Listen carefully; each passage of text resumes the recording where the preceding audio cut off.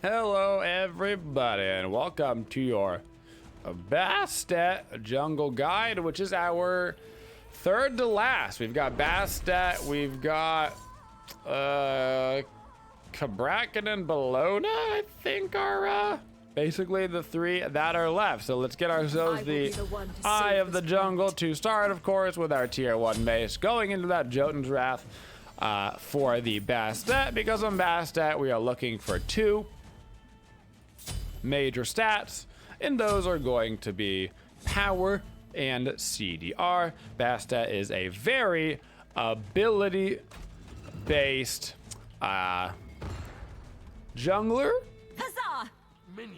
And is actually not bad right now. I would say that she is a very underplayed jungler currently at most levels of gameplay, and I actually think that is because she is pretty boring as far as characters go.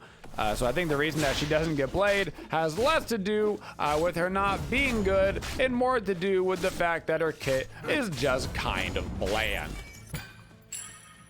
Curses! So on Bastet, we're going to be starting off with our 2. This is also going to be the ability that we will max out first. This is our main source of clear and PvP damage, and that is our root. Let's see if he went ahead and got his flicker second. He did. At level 2, we went greedy this game and we got our 3. Typically, if you want to be safe, you'll go ahead and get your pounce, which is your 1. But I saw a Merlin middle, which means I saw an opportunity for a quick kill. But he got his flicker, so instead of getting a quick kill, we just kind of chillax. Another patriot has fallen. So that means that this game at level 3, we're going to end up getting our pounce, whereas most games at level 3, you'll end up getting your ensnaring claw.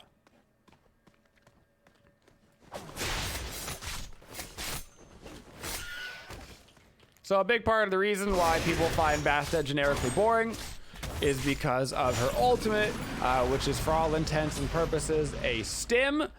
It just makes your other abilities better for a limited amount of time. So that means you kind of need to know what Bastet's base abilities do in order to know what the ultimate does on the upgrade.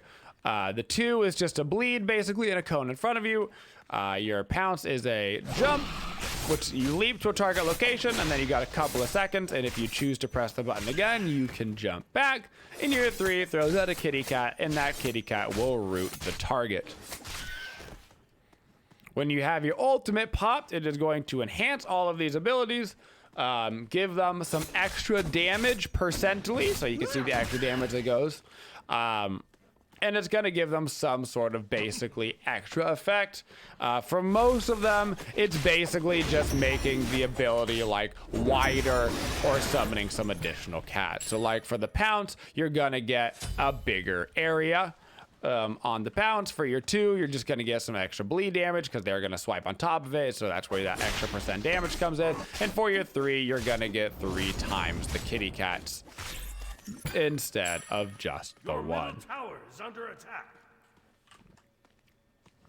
Now, the one thing about Bastet's kit that you basically have to actually think about, most of her abilities are pretty straightforward. The one thing you do have to think about is when you start using your ultimate, you have to think about which ability is going to be the most important to you. And what I mean by that is you basically have to decide which one you want to actually utilize multiple times. You're going to have a duration of 12 seconds on your ulti, which means you're gonna have enough time once we get this Jotun's Wrath online to use one ability twice with that enhanced effect. I'm actually gonna go clear one more camp in the jungle because I can back up and get my Jotuns. Typically, I recommend starting with your 3 when at all possible, when you have popped your ultimate, so that way you can get the kitty cats out twice. I find that they are generically the most helpful. They've already got a fairly low cooldown at 12. And being able to summon 6 kitty cats in one team fight can be quite nice. So that means after I would pop my ultimate, I would then go 3 and then 2 for the damage, and then potentially use that pounce if I needed to go in, of course. As with all characters, though, you traditionally want to try to keep a skill up for a getaway. In this case, that would be your pounce. But your pounce also lets you go back, which makes Bastet kind of an exception to the rule. Now, the enemy team, if they're paying attention, will basically kind of know where you are going to go back to, so keep that in mind as well. I'm going to jump in towards this fight. I'm going to pop my ultimate. I'm going to wait to get a little bit closer to the Apollo, and then I'm just going to jump all the way back between the bleed from my 2 and a bunch of kitty cats. Just not quite gonna be able to get the kill right there. And you can see right there, I had that one last little second at the end of my ultimate where I could have popped the 3 again if I wanted to, but in this case, there was no more fight happening. I'm going to call for gank middle lane because Nemesis actually just dashed at him and used his shield, which should provide a little bit of a fight opportunity here for me. Going to land a couple of autos, keep my eyes on my 1, and then jump back away from the Merlin at the end. So make sure you are keeping an eye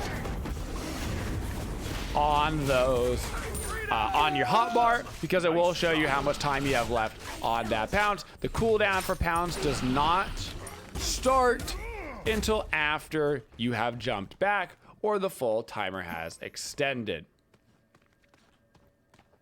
You also gain a little bit of increased movement speed while you're basically in that in-between zone on your pounce as well. So for our second item in this game, we are going to be going into the Transcendence. Transcendence is going to give us another 10% CDR when we get that all the way stacked up. And it's also going to give us a gross amount of power, which is what we are looking for. All we want basically is to really enhance all of our scaling on Bastet. Our scaling is not bad. You have to factor in that the way that her scaling works is going to be almost all of her abilities have I will be the one to save multiple iterations of damage. So while it might not look like it's a lot of bonus damage, once you factor in that these things are proccing 4 or 5 times, it really adds up very quickly, particularly on a squishy target. For our level order on Bastet, it is going to be 4, 2, 3, 1. Leveling up our ultimate and our 2 whenever we can. I'm going to go blinking on this fight. I'm going to start off with my 3. And I am going to be able to get down that Apollo. Nemesis is going to get there at the end because she still had her ultimate up right there, but that's okay. We still got the Apollo out of the way. And now we got to make sure we're buying some wards for our team. So you level up that 4 first because it's literally just giving you damage on basically all of your abilities. So it's the easiest way to get more damage in your kit. Then your 2 because that's your bread and butter. Finally your 3 because this actually increases the root damage and the kitty cat auto attack damage. It does both. And then finally the 1 because your pounce can also be used as a getaway ability. You don't necessarily want to rank up its damage first. Because if you're going to be using it as a getaway for a portion of the game, then you're not even utilizing the damage component, and it doesn't like reduce the cooldown of the leap or anything like that. Missing.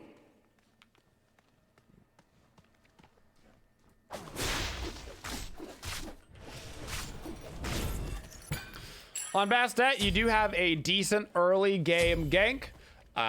You don't even necessarily need level 5. All of your gank basically just comes down to landing your 3. So oftentimes you'll even just go for poke. You don't even have to full commit.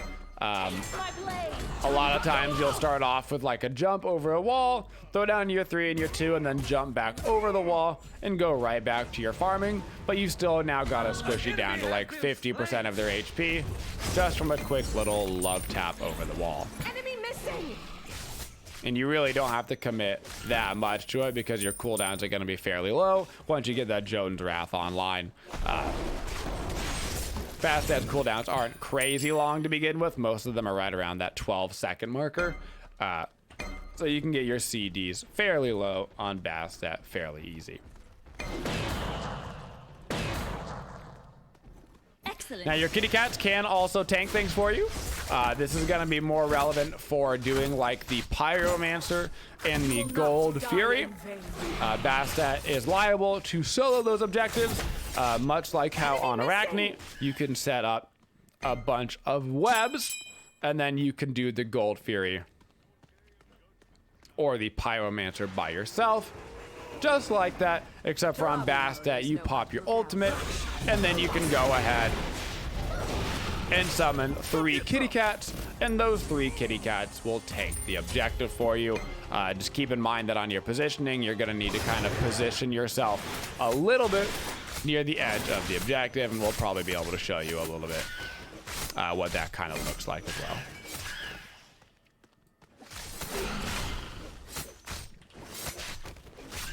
So for our standard combo on the Bastet, really straightforward. Ultimate preemptively popped if it's up. We're gonna blink right into the fight, obviously then using our pounce if we don't have our blink up.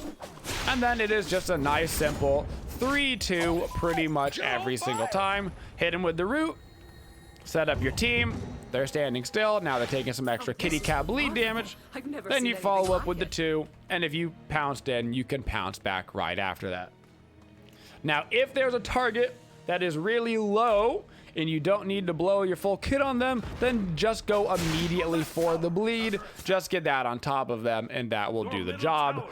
Way easier to hit than your 3. Bastet's 3 is an actual factual skill shot. It's a fairly tiny line, and you will miss it at some point.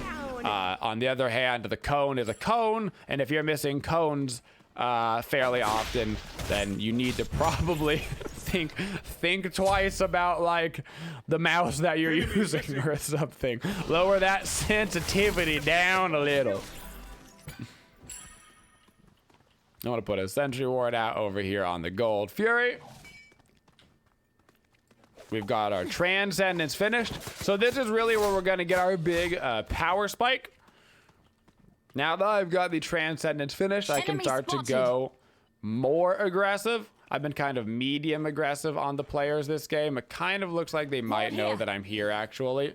So I'm just gonna start to run away. But this is really when I am now looking for a lot of ganks. That transcendence power that you get, and for every stack that I get continually on this transcendence, my abilities are gonna start swinging. I also need to get myself backed up though, because I can get my second relic, and so I can go grab myself the beads that I'm going to need so badly this game.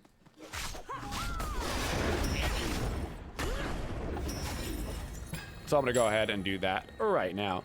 For guys that you don't want to go against on Bastet, it's kind of heavy CC comps in general. Heavy CC comps do really well against Bastet, particularly cripples do really well against Bastet. A huge part of our kit is being able to do that spicy jump over the wall, get some damage off, and then jump back situation.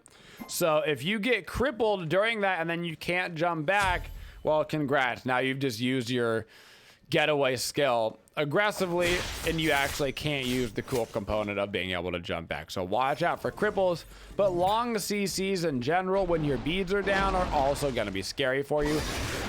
It could be something as simple as a Kumbhakarna Mez because of how long it lasts, a Ymir Freeze, an Athena Taunt, anything that's going to be like 2+ seconds of CC can make it really hard to properly time back your pounce, because if they just wait only a second or two and then they use the CC on you and they get that full duration, then you're basically done for. I'm right here. I'm gonna pop my ultimate and then I'm gonna pop my 2. I honestly don't even really care who I go for on the target. I'm gonna jump in, try to reach them, but we're not gonna be able to make that fight happen. But we do force them to use quite a bit of ultimates and relics right there. I'm gonna throw out a little sentry ward over here because I do want to keep putting pressure on this duo lane, but they've been standing way far back this game. For next up on our item list, we're going to get ourselves into the Hydra's Lament. Hydra's Lament is a perfect Bastet item. You blink in 3, auto 2, auto. You pounce in, you auto. All of her abilities pretty easy to follow up with an auto attack.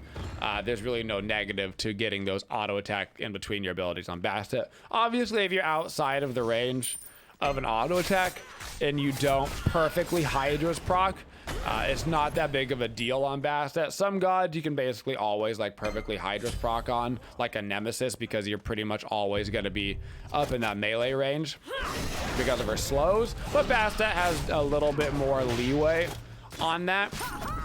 So if you can throw down an ability and grab a kill, and even though it wouldn't be like a perfect use of Hydra's, it's still going to be the better way to do it. But Hydra's, especially when you get a blink off right next to a squishy and you do a little blink 3 auto, that might be enough damage outright by itself, especially if you have your ultimate proc, to go ahead and kill them without even the need for anything else. Speed buff, hello. Welcome to my belt, speed buff. For god pairings with Bastet, there's not a whole lot of god pairings with Bastet. She can work in all team comps. She's just generically gonna bring you a lot of damage. She does not bring a lot of CC. She just brings a lot of raw damage. So she's not gonna be like a setup god for a mid laner. She doesn't particularly need somebody to keep her alive because she's not a hyper carry in a way that like a set is, where you would want like a Geb paired with you in order to just really let you go at the enemy team and W keep, because she's inherently this god that comes in, comes out, comes in, comes out, comes in, comes out of the fight. And that's kind of the mentality that you need to have on her. You go in, you blow all your abilities, you back out of the fight, you wait for your CDRs, you go back in, you blow all your abilities. I'm pop my ultimate, I'm gonna blink in towards this Yamoja. I was actually going for the Merlin, but he got absolutely decimated. Got 1 second left on my ultimate, so I'm just gonna throw out the 3 one more time so we do have another row of kitty cats out in the world. Gonna get some good damage over here on the tier. Gonna have to jump over that Yamoja ult. I'm gonna wait a couple of seconds and then I'm gonna need to go back so I can get away from the Nemesis. Keeping my eye on the Nem right now is who I want to go for. Throw down the bleed on her. Unfortunately, she does have her shield up, plus all of the Yamoja shields. Brings up another interesting point for Bastet. Bastet can have a hard time against gods that have like immunity frames. And so that's because her damage is all over time, which means that obviously an Aegis is gonna do well against you as an active because it can immune some of your damage, but also somebody that just like has a Chang'e 2 or something that they can use more often, or Robin 2 with those immunity frames. They're gonna be able to use them pretty much every time you go to bleed them, and that means that you're gonna be missing out on half the bleed damage, and it's one of the biggest negatives to Bastet, is that her damage is more easily avoidable because a lot of it is over time. So you just gotta be a little bit careful about that when you go in for your game. Keep in mind who has Aegis, who's gonna have those immunity frames, etc.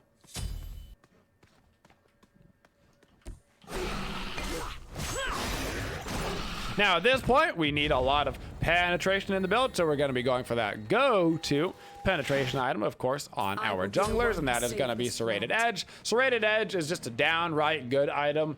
There's basically never a bad time to buy a Serrated Edge. Got to give us a bunch of power, especially when our abilities are on cooldown, which is fantastic because we're going to be popping our ultimate and then going into all of our abilities. So we're going to get a little bit of bonus power from the Serrated, a little bit of bonus power from our abilities, help out with the Hydra's procs, all of that nice synergy all together. The actual like lifesteal on Serrated Edge is not super relevant for us in Bastet, but it is a really nice way for us to get some additional movement speed while also getting a bunch of penetration and a bunch of power at the same time. You could go something like a Titan's Bane, but I just think that Serrated Edge is a flat out better item than Titan's Bane on, well, every god, so. Enemy spotted. If you can simply get the serrated, it's just the better choice.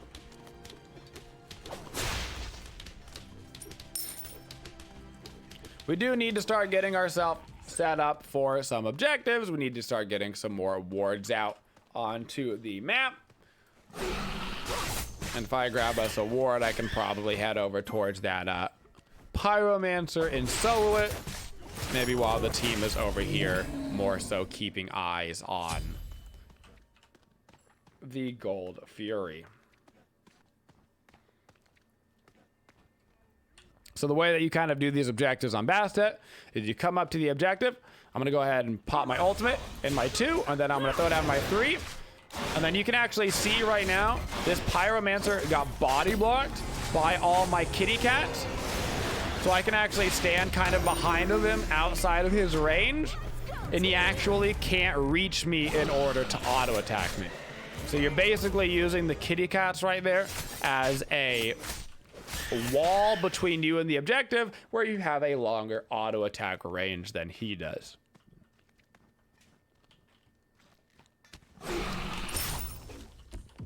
So you get right to the pyro. An enemy has been Gonna grab that serrated edge, also get ourselves a sentry ward, and I need to get back out trying to help the team. Looks like Tyr and Nemesis are gonna be diving mid pretty hard. I actually don't know if I can even make it there in time to help him. I'm gonna try anyway.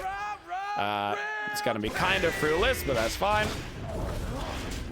I'm gonna save my jump just in case Tyr has his ultimate up. He does. Follow me.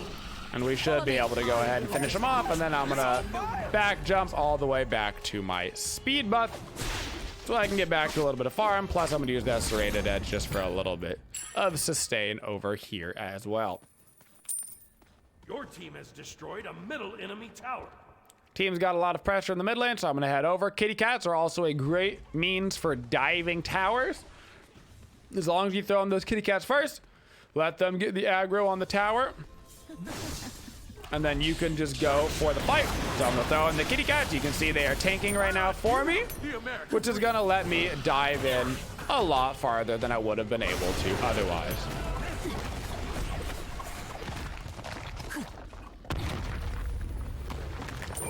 So use those kitty cats for those PvE mechanics whenever you can. They do not give backdoor protections.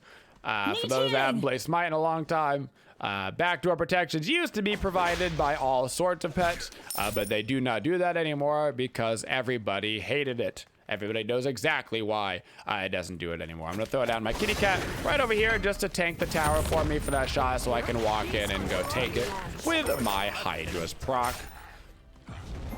Now on Bastet, if you want to, you could get yourself the Protector of the Jungle for the rank up. It's okay on her.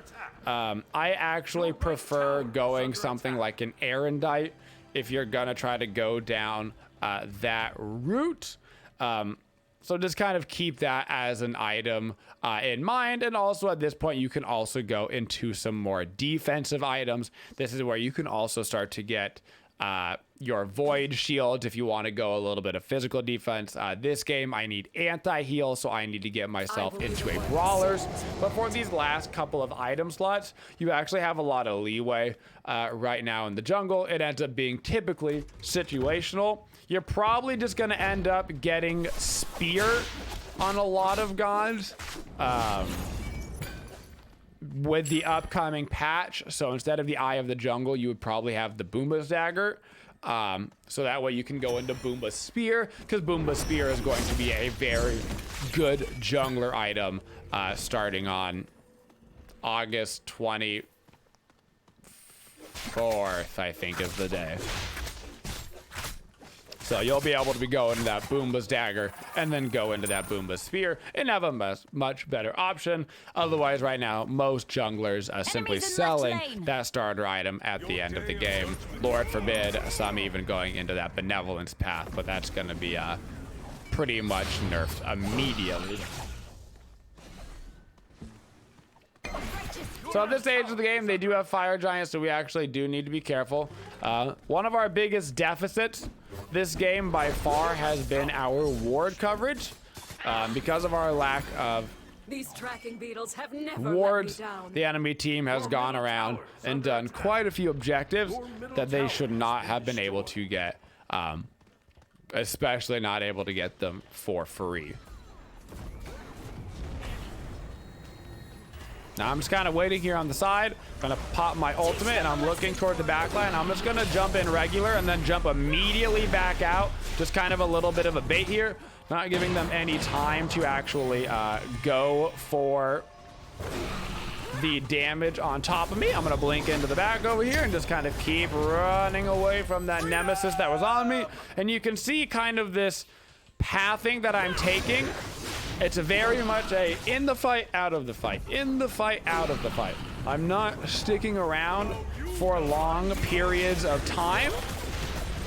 I'm going in, I'm throwing down some CC, some bleed, some kitty cats, and then I'm escaping as fast as I can. You don't want to be sticking around and just brawling it out.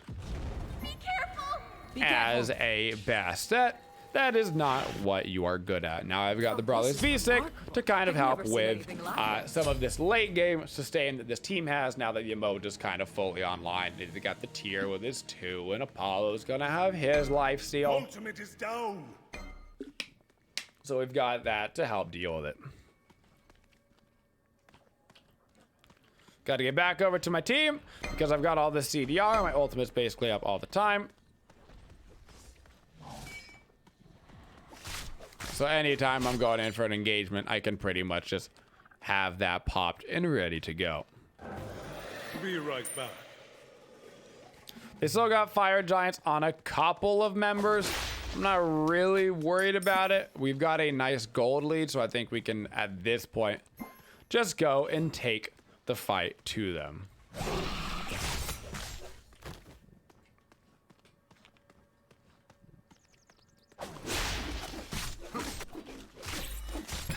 My main targets are obviously going to be the Merlin and Apollo whenever I can.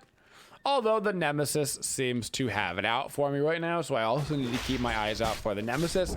Nemesis, a hard character though, for us to fully commit to, because I basically, at any time I go to use my bleed, they're just gonna be able to go ahead and shield that right away, which is gonna take away all of that bleed damage.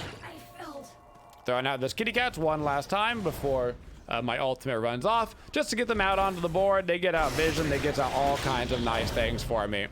So I just want to make sure that I have those. That was a really good tier fearless. I think he's probably gonna die anyway. Gotta throw down my bleed on him, and that should actually be enough to finish him. We got ourselves 2 really nice pickoffs. I can also do decent damage to the towers with this build because we've got so much power and so much penetration. I'm gonna throw down a kitty cat right into the Phoenix range, just give my team a little bit of confidence to go in there. Nem throws down the ultimate on me. That is fine. I'm not worried about it. Good save of our left Phoenix over there from Izanami. I'm gonna call for the attack right here. I'm gonna try to get the root, not quite gonna be able to land it. And now we actually need to be careful, so I'm gonna call for the attack middle lane. My ultimate is up. I'm gonna throw down some kitty cats. Help us push once again into this Phoenix. And now I've got to kind of get myself jumping away because they've got too many people over here. And so now we just probably got to retreat and get out of this one.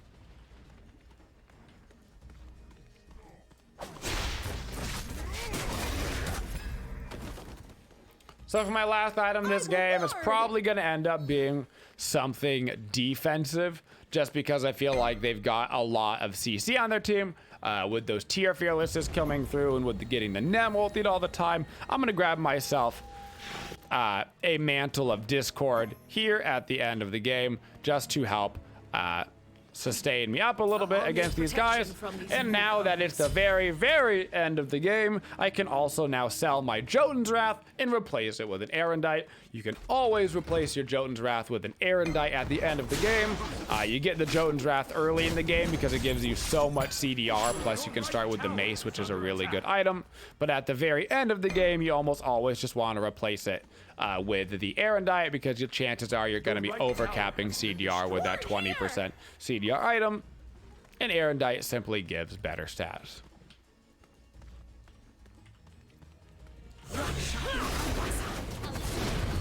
Once again, the Nemesis ultimate comes out for us, so that is going to be down, which is fantastic.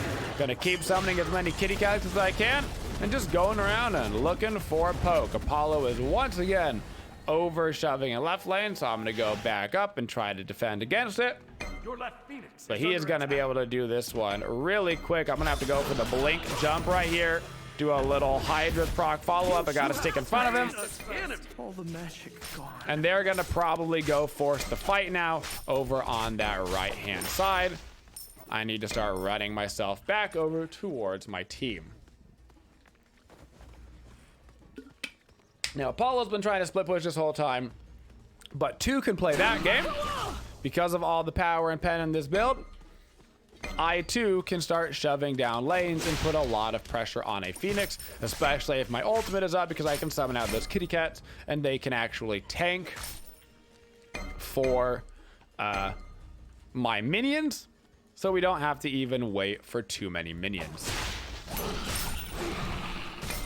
So minions are about to be here. I'm going to ultimate and I'm going to 3 in. That's going to summon all of the kitty cats so they can start tanking. Give me a little bit of extra damage on this Phoenix. Once again, throw down my kitty cats, and I can use my 2 for Hydra's procs if I want to as well.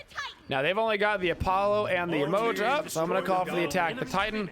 I'm not going to get greedy and actually go into the Titan room until my entire team is here. No reason to go in and take any unnecessary damage. We do need our Ymir to go ahead and get in the room.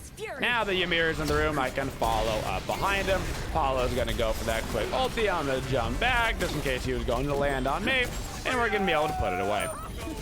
So on Bastet, you might not have the most exciting kit in the entire world. It's pretty straightforward, but being bland doesn't mean bad. And really the biggest tip and trick to playing Bastet is to have in your mindset that the way that you should be playing team fights is basically how your pounce works. You're in and you're out and you're in and you're out. You're never sticking around to try to do a big brawl. You just want to be poking over and over again because all of your damage is basically going to be over time. So you're just waiting for that damage to continuously come out, and you want to minimize the amount of time that you're standing in front of the enemy, guys, and that is your Bastet jungle.